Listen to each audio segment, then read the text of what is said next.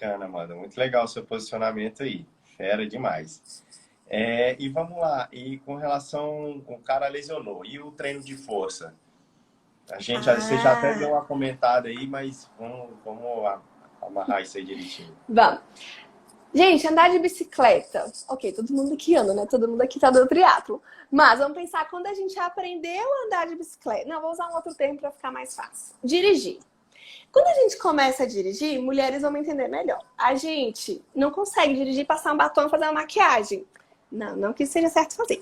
Mas, hoje em dia, depois de uns anos de carteira, você já tá dirigindo, tá passando batom, tá fazendo sua maquiagem, tá conversando com fulano, você já faz de tudo. Então, nós temos memória neuromuscular. Nós temos essas conexões nervosas.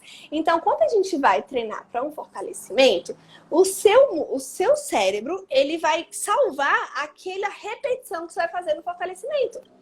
Então, o seu fortalecimento ele tem que ser dentro do gestor esportivo, porque a gente não está falando só de força muscular, a gente não está falando só de capacidade articular, a gente está falando de memórias neurais que você está criando durante aquele treino repetido de musculação de fortalecimento. Então, quanto mais dentro do gestual esportivo, se eu vou fazer uma panturrilha, quando a gente corre, a gente não vai para frente, eu não vou fazer uma panturrilha indo para cima, um exercíciozinho de panturrilha. Eu posso até fazer para trabalhar um grupamento X de panturrilha, mas o ideal é que eu faça inclinada na parede, trabalhando o mesmo movimento da corrida. Se eu preciso de um quadríceps, eu preciso fortalecer perto de virilha para evitar pubalgia. Então, quando eu for colocar o atleta para puxar o elástico para levantar o joelho, eu vou inclinar o tronco dele para simular a bike. Então, fortalecimento ele tem que ser todo adaptado para dentro do seu gestual esportivo. A gente consegue trabalhar todos os grupamentos musculares. Não precisa ser todos os exercícios. Você pode ter exercício tipo agachamento, né, gente? A gente não fica lá correndo e agachando, mas a gente precisa de um músculo forte. Então, a gente faz no treino de fortalecimento, tem que ter aqueles básicos pro triatlon, gente. Os básicos são fortalecer glúteo, fortalecer quadríceps, fortalecer panturrilha, fortalecer a musculatura do pé, quando a gente pensa em questões de corrida. Tá, pronto, corrida. Quando a gente pensa em pedal, o Henrique gosta muito de fortalecer na bike, né? Você já passa treinos de força que é 100% dentro de exercício esportivo. Só que aí você pode fazer os outros treinos entre de agachamento, puxando elásticozinho com o pé para fortalecer a virilha. Aquele que você fica de lado, né? Precisa ter esses equilíbrios. Eu acho que eu não vou conseguir explicar para vocês. Vou passar a próxima. Quando a gente pensa em natação, uma coisa incrível que o Henrique fez comigo, eu vi ele fazendo com outros atletas, é dar um elásticozinho para a pessoa trabalhar em casa. Porque você fortalece dentro do arco de movimento que o seu braço vai precisar para a puxada da água, da remada. Então, se você está numa academia, você vai fazer aquela questão de fortalecimento de grande dorsal, pensando em natação, tá, gente? Agora os músculos. Grande dorsal, os trapézios, encadinho, tríceps, que é na empurrada final. Então, assim, são alguns grupamentos que você não pode deixar de fora. Pensa no gestual. Por isso que fazer barra e coisa, aquilo que a gente levanta, ajuda tanto na natação, porque você pega bem na rotação de braço. Então, simplificando, pensa no movimento que você faz no triatlo e adapta isso para musculação. E principalmente, se tiver um treinador que faça isso. Fica mais Bom, legal. né? Isso aí. Bacana, mano. Vamos lá. Então, a gente falou bastante sobre lesão e a gente está falando um pouco sobre evitar, né, o que a gente pode fazer. E a gente bate bastante aí na questão da biomecânica, né, mano? Então, para evitar a lesão, assim, a gente está numa técnica mais apurada, na mecânica certinha dos movimentos. Isso ajuda demais a evitar o aparecimento de lesões, né? Nas três modalidades, tanto corrida, Que a gente usa a quanto física, natação. né? Exatamente. Física e biomecânica aí A trabalhando favor. junto, né? E aí a gente bate um pouquinho naquele esquema da frequência de passada, né, mano? Sim! Assim, Gente, vai lá, fala um pouquinho aí, vai. daí eu falar, gente, eu tava conversando isso hoje com o Henrique. Eu achei massa, porque assim, quando a pessoa vem pra mim falando uma frequência passada 180, eu já falto revirar olho, assim, tipo, oh meu Deus, lá vem com 180 de novo. Porque o povo tem essa moda, né? Todo mundo deve ter ouvido. Essa modinha, tipo, o número 180 tem que correr a 180. Mas não, aí hoje tive uma conversa, eu achei super sensato, Henrique, muito obrigada por compartilhar. do Henrique falando isso. Ah, tem atleta meu que eu peço ele nos 200, tem atleta que é 180, outro 160, outro chega nos 210, porque cada ser humano é único. E aí a frequência de passada, basicamente é, em resumo, passos curtos, né? E por que passos curtos? Lembra que é uma mola? Então, quanto menos tempo de impacto com o solo, mais rápido eu saio dele. Então, quanto mais largona a passada eu tiver, mais tempo eu tenho que ter de impacto para o solo absorver e me empurrar de volta. E essa questão da frequência de passada dela ser curta te dá menos chance de lesionar. Então, se você é uma pessoa que não corre com os passinhos curtos, vai ser legal você ajustar isso e perguntar. Pode perguntar para o Henrique depois como que é, se tá aqui no Training Camp, quando encontrar com ele lá amanhã. Fala, Henrique, como que é esse negócio aí de passada curta? Que ele vai te ensinar com certeza. Então, isso diminui o risco de lesão, que você tem menos tempo de atrito com o solo. Em resumo, é isso, e te deixa mais rápido também, né? Você cansa menos, você gasta menos energia, te deixa mais veloz. E, em resumo, faça isso. Se você tem a passada larga, encurte. É bacana, Amanda. A tendência é quem alarga demais a passada é aterrissar de maneira incorreta e tudo mais, né? Então, o que eu percebi nesses anos todos trabalhando com triatlo foi que quando eu peço para o atleta acelerar a passada, é óbvio que ele tem uma limitação, mas eu vou tentar chegar nesse limite dele, com todos os meus atletas eu tento chegar nesse limite. É óbvio, quando eu treinava profissionalmente, eu cheguei a correr provas com 205, 210 Olha passadas por. isso. Então, mas é completamente fora do padrão. E óbvio que eu não Sim. vou exigir que meu atleta amador que acabou de chegar vá correr nessa frequência de passada.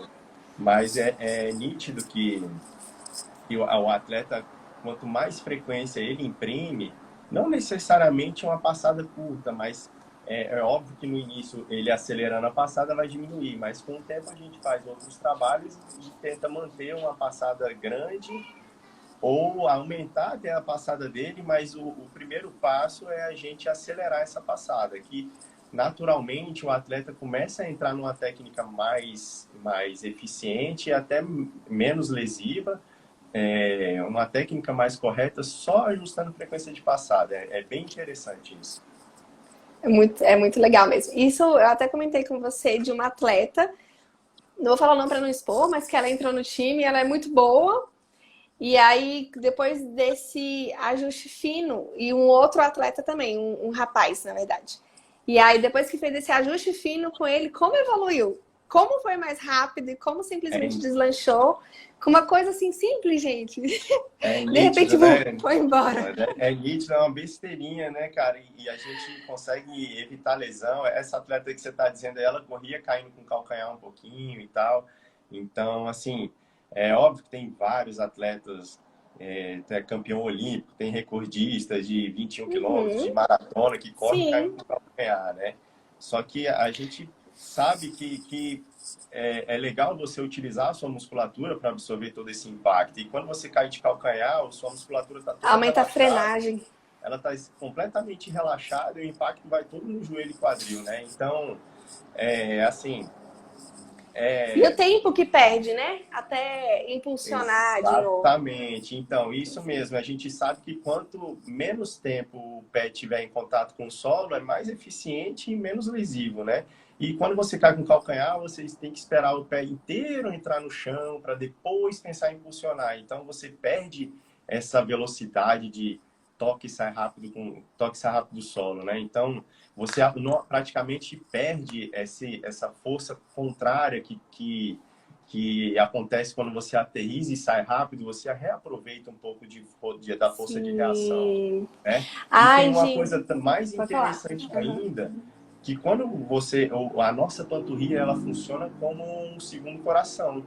Então, ela ajuda, Sim! cada contração dela ajuda no retorno venoso, ajuda no retorno venoso. Então, se você corre a, sei lá, 150 passadas por minuto, a sua panturrilha vai dar 150 bombadas, um sangue venoso voltar. Agora, se você corre a 200 por minuto, então ele vai dar 200 bombadas Voltar para mais voltar rápido. sangue. Então, até fisiologicamente é mais benefício. Oxigenação. Exatamente. Então, essa questão tá bem clara para mim e para vários treinadores aí, mundo afora, que essa questão do quanto menos contato do pé com o solo, melhor, mais eficiente. Sim, Você aproveita menos também a tempo. força elástica da musculatura para ajudar na impulsão, sem gastar Perfeito. energia. Então, de certa forma, é uma economia de energia. Então, e a gente está falando de lesão e triatlo, né? Então, Também uma forma é você evitar a lesão para caramba. diminui bastante o impacto e, consequentemente, lesões também, né? Sim, deixa eu ler esse comentário aqui. Eu sei que você vai ler, vai Pode ler falar, mais no pode final. falar. Ai, meu Deus, eu não tô conseguindo achar ele. Tá, isso é life estrago, acho que é isso mesmo. Quando aumentou a frequência de passada, melhorou o problema do menisco. Cara, e é isso, porque quando você tem uma passada compridona, o impacto é muito maior no chão. E outra coisa, quando você entra, ele entra aqui, ó, e aí imagina que aqui tá o joelho, né, o menisco. Aí você entra aqui de uma vez, tem essa frenagem, então a força no seu joelho de impacto é muito maior. Até ele trabalhar, ele vai ter que trabalhar muito mais para impulsionar o seu corpo para frente e te fazer ir embora de novo. Então, se você diminui isso, você diminui a ação no menisco, nessas questões mais profundas. Por isso você sentiu essa melhora, e é isso mesmo. Assim, você vê, ajuste que você fez e te ajudou.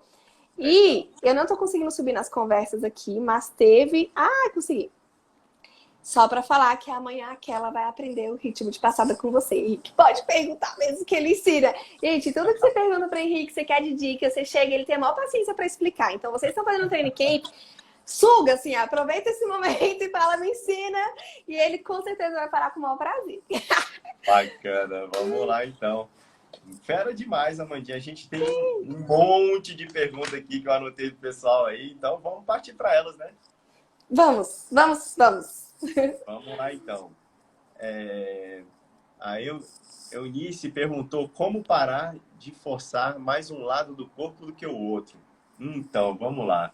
O que ela quis dizer como parar, como forçar mais um lado que o outro? Normalmente a gente, numa corrida mesmo ou no ciclismo, se você for medir a potência que você imprime, é óbvio que a gente tem sempre um lado mais forte que o outro, né, Uhum, Amanda? uhum. Então isso é natural, só que tem que ver se é exagerado ou passa do ponto, né? Isso. Assim, o que eu gosto de falar quando a pessoa está sentindo essa questão discrepante? Tem algumas coisas. Primeiro que a gente consegue com alguns testes ver isso, mas eu acho que é muito melhor quando a gente segue na sensação. Se você já tem essa sensação de fazer mais força com o outro, isso deve ser muito gritante. Tem que ver se não tem diferença de tamanho significativo entre os membros que te faz jogar muito mais para um lado, até o corpo ajustar inteiro o quadril, coluna e tudo para você ter esse impacto dividido. Mas vamos supor que tá tudo certo. No seu treino de força, de academia, tenta fazer mais exercícios unilaterais. Que você vai melhorando essa percepção de carga. Tipo, com direito eu faço com tantos quilos e com esquerdo. E aí, até você conseguir equalizar essa carga. E aí, quando você for jogar para o bilateral, você vai ter uma força mais distribuída entre os dois, porque você já conseguiu chegar numa carga próxima dos dois, e ter aquela percepção da distribuição por igual dos dois lados. Eu acho que tem isso. E uma outra coisa que faz, assim, agora não estou falando de como evitar isso, uma coisa que faz o nosso corpo jogar muito para um lado é um mecanismo de proteção. Grande parte das pessoas fazem isso quando elas já tiveram dor em algum dos lados e por mecanismo de medo, às vezes inconsciente, ela poupa muito um lado jogando para o outro. Isso gera uma séria descompensação. Então, se teve uma lesão, se teve alguma dor antiga que você nem lembrava mais, pega isso daí. Ai, gente, como se você ressignifica essa lesão, vê que tá tudo bem, que você pode jogar. E você começa intuitivamente, racionalmente, jogando peso igual para os dois. Sabendo que você não vai machucar, que aquela lesão tá antiga. Então, esse é um outro fator que faz a gente jogar mais peso para um lado do que para o outro. Então, acho que com isso já deve te ajudar, Eunice, a equilibrar as coisas. Saber se é uma lesão antiga ou não. E se não teve, você fazer treinos de força unilaterais. Distribuição um de cada membro até estar equalizado. Pera, Amanda, é muito legal você falar essa questão de trabalho unilateral, que eu sempre machuquei mais a perna esquerda. E ela, de certa forma, ela é mais forte, mas ela tem uma resposta mais lenta que a direita. Então, o que acontecia? Quando eu corria, a minha perna esquerda era sobrecarregada, porque eu não conseguia uma resposta tão rápida com ela. Então, a direita batia e saía rápido do chão, a esquerda demorava um O pouco tempo de mais. Aí, resposta era lento. tive que ir para academia, trabalhar bastante potência neuromuscular unilateral, que aí que eu consegui aos pouquinhos ir equalizando essas forças entre as pernas, essas respostas neuromusculares, Sim. e hoje tá bastante equalizado, assim, tá bem legal Yay! já não sinto mais tanta princípio Tanta de lesão na diferença. perna esquerda, né? Olha que incrível. Cara, esse Legal, trabalho muito lateral é bacana. maravilhoso. Muito bom. Vamos lá então, vamos para outra pergunta aqui do Diego, que falou que tem muita dor lombar quando corre. Que exercício você recomenda, Landinha? Então, cara, isso é bem comum até, né? As pessoas sentirem dor lombar. A gente tem que entender o princípio assim. A grande maioria das pessoas ficam muito tempo sentadas, né? Eu acho que, se for o que eu tô achando, nem é tanta realidade dele que ele fica um tempo em pé. Mas a grande maioria fica muito tempo sentado. Quando eu fico muito tempo sentado, deixa eu mostrar aqui. Que a gente trabalha sentado, né? Então tá, a gente tá aqui na postura neutra. Não tô nem relaxadona e nem muito corrigida.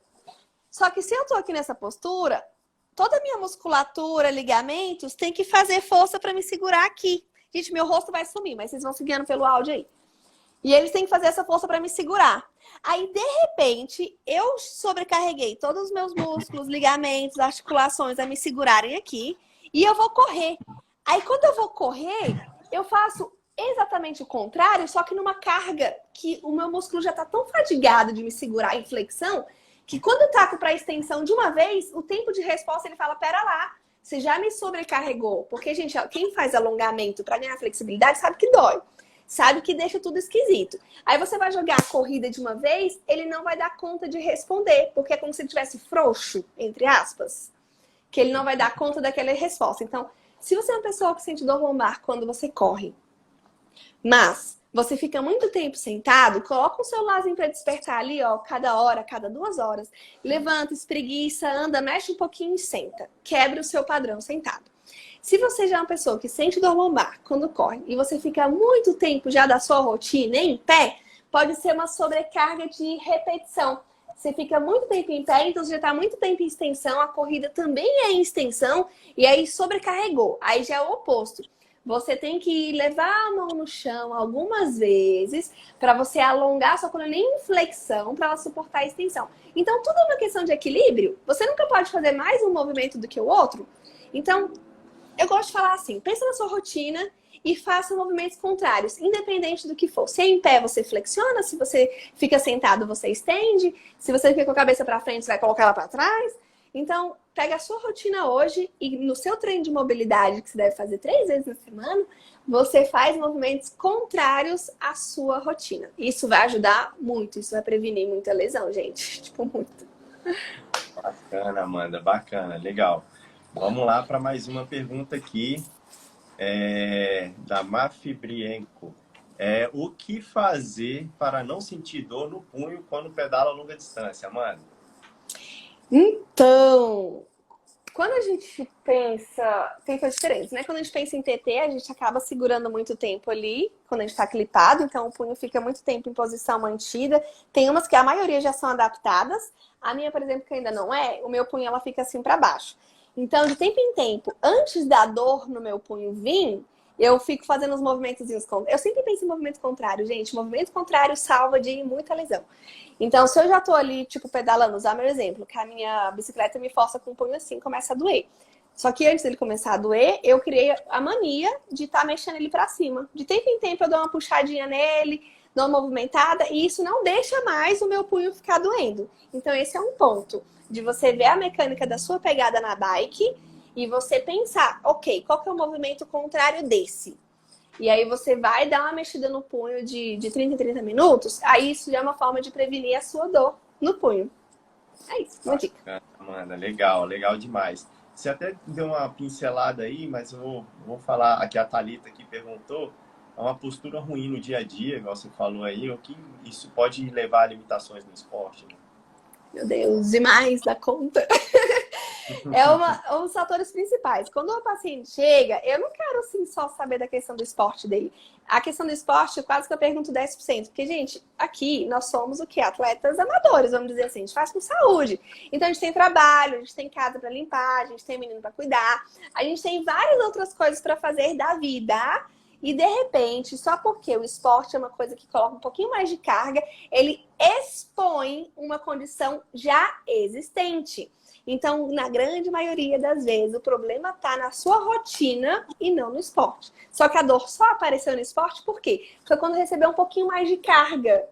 Isso aconteceu hoje, minha primeira paciente do dia. Amanda, eu corria, fazia treino de fortalecimento, fazia tudo certinho, veio a pandemia, eu parei. Aí quando deu no final do ano passado, de dezembro para janeiro, eu quis voltar a correr. Só que desde a primeira corrida eu senti o meu joelho. E aí, eu posso dizer que foi a corrida, gente? Não posso. Quando eu fui ver qual era o mecanismo padrão de trabalho daquela pessoa, era sentada 12, 14 horas por dia. Uma pessoa que trabalha muito e sentada o dia inteiro. Então, o joelho tá o quê, gente? Dobradinho o dia inteiro. Aí, na corrida, eu jogo mais carga de flexão. Entra naquilo que eu falei. Movimentos repetitivos, tempo mantido em flexão. Corrida é um padrão natural, o joelho fica recebendo mole em flexão. Doeu. Foi uma coisa tão simples de reverter. Coloquei um pouquinho de extensão de movimentos contrários aí, mais uma vez. De extensão no joelho dela, ela conseguiu fazer os movimentos dentro do consultório mesmo, já sem a dor. Então, o dia a dia influencia e muito no esporte. Mais uma vez, movimentos contrários no seu dia a dia vai evitar lesões no esporte. Bacana, Amanda. Show. Fera, fera, fera. Amanda, o Giovanni perguntou sobre eu dar alguns exemplos de exercício de mobilidade, quadril, tornozelo e punho, mas eu acho que vale a pena você, talvez... Criar um vídeo. Eu vou fazer exato, um vídeo depois e vou postar. Stories, alguma coisa assim, pronto. Né? A gente coloca no seu perfil aí e marca o Giovanni depois. Combinado. Fechado? Vamos lá então, Fechado. vamos dar sequência aqui. Bora, bora. Aqui ela comentou agora aí, correr descalço na areia e grama ajuda a fortalecer o pé, né? Muito. Com certeza. Porque você leva o seu pé em diferentes coisas, né? E se você corre, você vai fazer provas. Cada prova é um percurso diferente, não é só aquele percurso de treino. Tem uma subida, outra descida. O piso tá lindinho, outro piso não tá tão legal. Você pode pisar numa pedra. Então, você fazer uns estímulos de corrida em grama, descalço e areia, o seu pé vai ser obrigado a criar força para aquilo. Então, isso previne muita fascite plantar, por exemplo. Previne canelites e outras coisas, porque você está já expondo o seu corpo a essas atividades. Bacana, Amanda. O Soloneide Ribeiro perguntou: não alongar antes de correr é problema? Esse negócio de alongar ou não alongar, isso aí é um tabuzão, né? Tá, não é nenhum problema você não alongar antes de correr, tá tudo bem. Na verdade, você não precisa alongar antes de correr. Você, assim, meu ponto de vista, assim, vamos falar de evidências. Evidências científicas, você pode alongar, não vai fazer diferença. Alongar depois, não vai fazer diferença. Experiência que eu tive com atletas, alongar antes do esporte é péssimo. Porque você faz é bagunçar o negócio ali. Fazer exercícios de ativação muscular. O que é ativação muscular? Eu vou correr. O que você usa na corrida, né? Uma mola? Cara, encosta na parede, dá uns pulinhos assim com o corpo inclinado. Eu vou nadar, pega o elástico, dá uma puxada. Então, ativações musculares são maravilhosas antes dos treinos. Beleza? Bacana. Alongamento, se você gostar e não te fizer mal, faz, mas não vai fazer diferença, assim, não. Beleza, Amanda. Vamos lá. Mulheres do Tri perguntou: mobilidade antes do treino ajuda ou atrapalha? Então, se a gente entrar na questão de mobilidade articular, que não põe atenção de alongamento, isso não vai te fazer mal. Não vai atrapalhar seu desempenho. Quando você começa a alongar demais, isso pode atrapalhar o seu desempenho na hora da corrida, do esporte. Eu volto para ativação muscular dentro do gestual. Mas se for uma questão, exemplo, eu sempre passo os exercícios de mobilidade específicos para o meu paciente, não é uma mobilidade geral. Uma mobilidade específica é super positiva, porque você vai estar preparando a sua articulação para receber aquele impacto. Então, pensando dentro do gestual esportivo, dentro daquela articulação precisa. A mobilidade eu já sou mais feliz com ela. O alongamento eu não sou feliz, não. A mobilidade eu já aceito melhor, porque pode ser uma forma de aquecimento para você ir e fazer o esporte. Mas ela é melhor, infinitamente melhor, depois do treino. Antes, ativa, e depois dar uma mobilidade só para dar uma relaxada na articulação. Bacana, Esse é o meu mano. ponto de vista. O pessoal não perguntou aqui, mas tem muito atleta que faz balanços, né, Amanda? Balanços Ai, com membros sim. inferiores, superiores para natação. O que que você acha sobre o Sim. balanço? Na verdade, eu acho positivo porque ele não chega no final. Você não vai chegar no final das suas Uhum. amplitudes no balanço. Ele só vai dar uma soltada, ele vai ser um pré-ativado. E os atletas que fazem isso, eles fazem balanço e ativação muscular. Eu não sei se vocês lembram das Olimpíadas passadas, quando passavam os vídeos da galera, tipo, aquecendo, eles davam fazer esse balanço assim com peso para dar como se fosse uma ativada, tipo, acorda aí a articulação que eu vou te usar. Mas ao Uhum. mesmo tempo também eles pegavam elástico, puxavam, faziam uma ativação muscular. Então não era só o balanço sozinho. Só que eu Tá. acho que é ok, não faz mal. Mas eu também não vejo assim como, olha, vai melhorar muito. Não sei se veio mais Tá. como moda, mas eu nunca vi Uhum. tanta diferença assim. Você já fez? Você sentiu? O que você sentiu isso no seu corpo? Você Olha, tem uma questão percepção boa pra do caramba. alongamento eu bani, né? Porque já me dei mal com isso, né? Mas, assim, para treino de flexibilidade, mobilidade, tudo, eu sempre coloco um pouco longe do meu treino tradicional, né? A questão dos balanços, sim, eu já pratiquei, assim, como um pré-treino e tudo mais, e senti que deu legal, Hum, deu uma motivada bacana. aí, aí, experiência. Beleza, vamos para frente então. Vamos lá. Muita cãibra na musculatura medial da coxa, nas duas coxas, após o pedal. Sempre em torno de 20 quilômetros de bike assim. Quem perguntou foi o Hum, Intensiva Ensino. Alguma sugestão, Amanda? Para cara, você tá com adutores fracos, né? Eles não estão conseguindo. podem ser vários fatores também, né? E cãibra na verdade, a cãibra, nem na nutrição. Eu teve um tempo que eu sofri de cãibra. E quando eu fui pesquisar coisas, nunca teve um estudo que falou isso é eficaz contra a cãibra. Pá, não existe. Porque é muito difícil fazer um estudo controlado a respeito de cãibra, né? Então, assim, você. Ai, ele. Opa. Intensiva Ensino Segundo falou segundo quilômetro. quilômetro. Segundo quilômetro de corrida, depois que sai do pedal e começa a correr. Ah, tá. Aí eu já apostaria. Eu já aposto. Só acontece na corrida? Me conta. Porque se for assim, aí eu já apostaria uma musculatura adutora que não tá conseguindo suportar sobrecarga, porque é bilateral, né? E assim, Uhum. quando a gente pensa na corrida, principalmente, a gente precisa dessa musculatura adutora. Quando que a gente vai trabalhar mais? Exemplo, se você já faz agachamentos. Se você faz agachamento que não desce abaixo da amplitude do joelho, aí já tá bad, assim. Porque agachamento só começa a trabalhar os músculos adutores e glúteos, que são os abdutores, quando você desce mais do que a linha do joelho, com um agachamento mais profundo. E começar realmente a pensar, porque quando no pedal, querendo ou não é uma coisa assim, tudo depende de como vai estar a mecânica. Só que ela pega, ela puxa essa questão do adutor, mas não é tanto assim. Então, se você vai para a corrida, que é quando você precisa usar mais essa força dos adutores, que eles não vão responder com as outras musculaturas, eles vão entrar em fadiga muito mais rápido. Então, isso é uma coisa que levanta.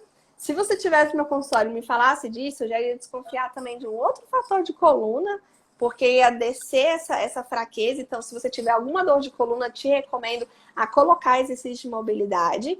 E só um super parênteses que me deu um estalo, porque, nossa, assim, não acho que é uma coisa super grave. Deixa ele responder mais, né? Mike, só uma vez, mas achei que foi mensagem muito depois de parar. Tá. Porque, assim, tem uma síndrome que a gente tem a questão de parestesia em cela, né? Que é nesses dois adutores. Só que ela vem associado com perda de urina ou ela presa, ou essa questão de você defecar, simplesmente não conseguir segurar, ou você nem mesmo defecar. Aí, se associar isso dos adutores com esses outros fatores, você tem que simplesmente correr para o ortopedista e poder fazer um exame para o médico quanto antes, tá? Então, grave, se for muito grave, se tiver associado com esses fatores uroginecológicos. Se não, coloca um agachamento a fundo aí, começa a trabalhar esses adutores, que as suas câimbras podem reduzir muito. E, claro, associado com a água, beber bastante água e o sais, está tudo certinho, pra gente não desconfiar de câimbras de outros lados. Mas como é câimbra bilateral, eu acho que tem mais a ver com fortalecimento. Bacana. O Henrique me ajudou inclinando um pouco o selim do banco e ajudou. Tem outros sintomas, não. Ah, Massa, massa, bacana. É parabéns, o massa. Carlos. Então, eu vou colocar esse Carlos para agachar lá no próximo treino. Vamos ver como é que tá isso aí. Eita, ferro! Bacana. Vamos lá, Carlão. Tamo junto, cara. Vamos para cima. Aí o Miguel também, Amanda, perguntou aqui atividades que ajudam na prevenção de lesão. A gente já falou bastante aqui, né? Acho que deu para esclarecer as dúvidas. Né? Fortalecimento, andar descalço também ajuda. Sim, de trabalhar dentro de gestão esportivo, você quebrar também os seus padrões do seu dia a dia. Você sempre interromper sua posição a cada 1, 2 horas, coisas assim. Todas elas ajudam. O Miguel mesmo, ele trabalha bastante tempo sentado, então Olha aí. Então eu acho que essa dica que você deu de trabalhar ao contrário também é bem legal, bem importante. Sim. Ó, a Cristiane perguntou aqui, encurtamento no tendão pode ser causa da fascite plantar? Encurtamento nos 2 tendões, isso é seu. Isso você sempre teve isso, porque tem pessoas que realmente têm.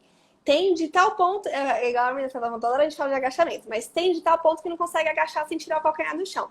Então, se for um encurtamento muito severo de tendão, isso pode sim influenciar na questão da sua fascite plantar. Só que, como é uma coisa que a gente não muda do dia para a noite, não, tendão do pé esquerdo. Aí já não acho que seja encurtamento. Porque o lógico, o natural do ser humano é se a gente é encurtado, a gente já é encurtado os 2. Se você tem um tendão encurtado só do pé esquerdo, a gente tem que entender o seguinte. Ele está encurtado. Primeira pergunta. Se ele doer, mesmo quando você não faz esporte, se ele doer, mesmo quando você não está fazendo força e movimento com esse pé, o problema não é pé, o problema é coluna. Tá? Então, a primeira coisa que você tem que saber. Porque você tem que tratar outro lugar. Porque às vezes você está tratando tendão, ele nunca melhora porque está trabalhando numa área fechada. Tem que trabalhar o corpo inteiro. Se ele dói só quando você está movimentando, pode ser porque num dos momentos você de corrida e coisa, ele gerou um estímulo que ele lesionou. Nisso que ele machucou, as teirinhas lá de aranha grudaram ele e ele grudou um pouquinho encurtado.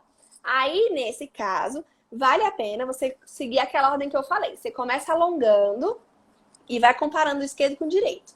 Você vai alongando até ele conseguir já alongar na amplitude do direito e sem sentir dor. Chegou nisso, aí você começa a fazer um treininho de força, vai para um degrau, faz exercício de panturrilha. Opa, chegou nisso, você encosta na parede, começa a pular na parede, corpo inclinado, que simula o gesto da corrida. E aí você vai remodelando seu tendão. Você só tem que saber antes qual dos 2. Então, se ele dói em repouso, tem formigamento ou dormência, para de tratar pé, vai tratar coluna. Se é pé, segue esse passinho aí que eu te falei. Bacana demais, Amanda. Pô, que legal. Muito produtivo esse bate-papo aqui. Nossa! A galera aí deu pano pra manga. Vai estar todo mundo malhando aí, fazendo preventivo aí amanhã. Pô, Amanda, obrigado, valeu mesmo, valeu demais eu que agradeço. Pela presença aí no nosso training camp, na nossa live, foi muito produtivo, muito, assim, você somou bastante, a gente só tem a agradecer aí. E o pessoal que ganhou bastante experiência aí, vai ficar ligado aí como prevenir lesão, né? Eu agradeço, maravilhoso, gente, o engajamento de vocês, comentando e perguntando. Gente, adoro. Eu tenho isso que eu gosto de ensinar. Eu sou professora, né, gente? Então eu gosto de ensinar. Então eu me sinto bem. Então fique à vontade. Se vocês tiverem alguma dúvida, qualquer coisa, só mandar mensagem que eu respondo. Não tem essa, tipo assim, eu sempre respondo. Por mais que eu demore um pouquinho, eu sempre respondo. Então, fiquem à vontade. Vem logo, gente, vou pro teatro. Tá vendo? Esse time é maravilhoso, traz amizade. As meninas colocando aqui, vem logo! Quer dizer que a gente vai pro mais teatro. Compromisso. E eu quero ver amanhã, todo mundo lá no treino, viu? Eita, ferro! Obrigado, gente, Amanda, um prazer. demais, viu? Um super beijo. Qualquer dúvida, estou à disposição, gente. Pode perguntar aí. Obrigada, Henrique. Vocês são demais. Espero ter ajudado. Até a próxima. Beijo, até. Tchau, valeu. Tchau.